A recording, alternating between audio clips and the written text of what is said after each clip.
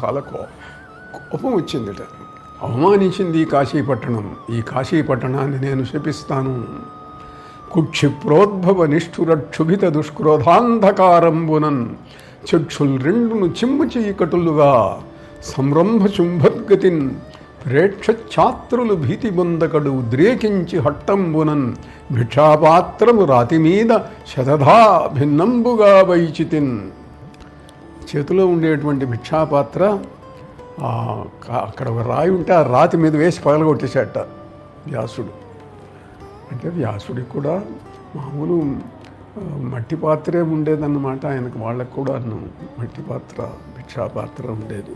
ఇక్కడ చిన్న చమత్కారంగా చెబుతారు, కథ చెబుతారు. ఏమిటంటే ఓ బిచ్చగాడు వాడిని అడిగట, లక్ష్మీదేవి సాక్షాత్కరించి నీకు ఇస్తే అంటే అంతకంటే కావాల్సింది ఏముందండి, ఐశ్వర్యం వస్తే అన్నట్టు. ఏం అడుగుతావు నువ్వు అన్నట్టు. నాకు బంగారు భిక్ష పాత్ర ఇమ్మని అడుగుతాను అన్నట్టు.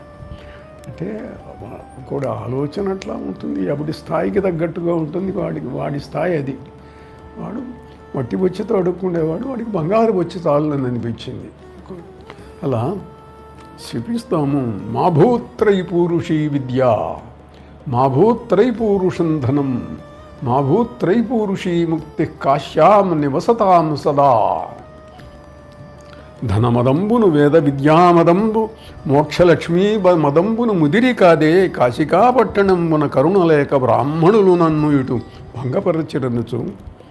3 తరాల పాటు ధనము లేకుండునుగాక, 3 తరముల పాటు మోక్షం రాకుండునుగాక, 3 తరముల పాటు ఎవరికి చదువు రాకుండునుగాక అని శపిద్దామని అనుకుంటున్నాడు. అనుకుంటూ నీళ్లు తీసుకుంటున్నాడు కమండలంలో నుంచి.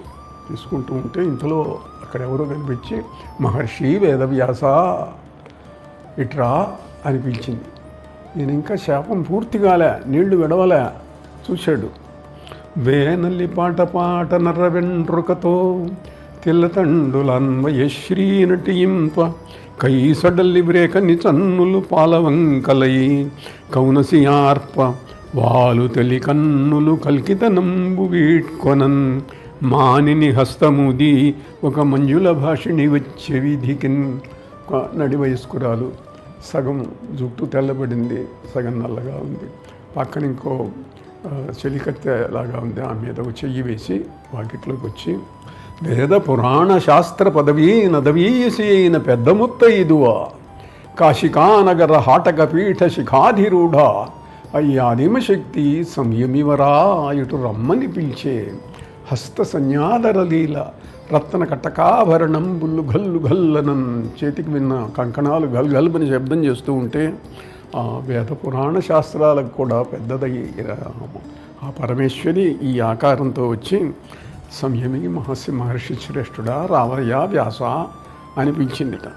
పిలిచి అన్నది, ఏమయ్యా ప్రతిరోజు తింటున్నావు కదా, ఇన్ని సంవత్సరాలు పెట్టి కూడా ఆ కంఠంబుగా వేట్కతో నిపుడు భిక్షాన్నంబు భక్షింపగా లేకున్నన్ కడు అంగలార్చెదవు మేలే లెస్సె అంతుండవే నీకంటెన్మతిహీనులే కటకట నివార ముష్టింపుచుల్ శాకాహారులు గంధభోజులు సులోంచ ప్రక్రములు తాపసులు. రకరకాల నియమాలతో ఇక్కడ తపస్సు చేస్తుంటారయ్యా. కొంతమంది ముష్టి ఎంత వస్తే అంత అక్కడే తీసుకుంటారు, వెళ్ళిపోతూ ఉంటారు. కొంతమంది రకరకాల ఆహార దీక్షల్లో ఉంటారు. వీళ్ళందరూ నీకంటే బుద్ధి లేని వాళ్ళుటయ్యా. ఉన్న తల్లిని ఇట్లా నువ్వు శపించాలని అనుకుంటావా?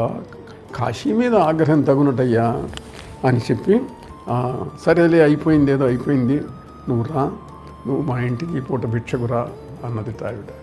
అనేటప్పటికీ అంటే అతడు అన్నాడమ్మా, నేను ఒక్కడనే వచ్చేదే, శిష్యులతో కూడా వచ్చేదే. భిక్షాన్నంబు భక్షింపగా లేకున్నంకడు అంగలార్చెదవు మేలే లెస్సెస్ ఎంతుండవే నీకంటెన్ మతిహీనులే. ఇక్కడ ఉన్న వాళ్ళందరూ కూడా అంటే, అమ్మ ఎంత జరిగింది, నేను ఒక్కడనే వచ్చేదే, నా శిష్యులతో కండనెవుతును, శిష్యులను కూడా తీసుకొని వచ్చేదే అన్నాడంటే, అందరూ రండి, ఎంతమంది వచ్చినా లోటు లేదయ్యా మా ఇంటికి అని చెప్పి ఆమె పిలిచింది.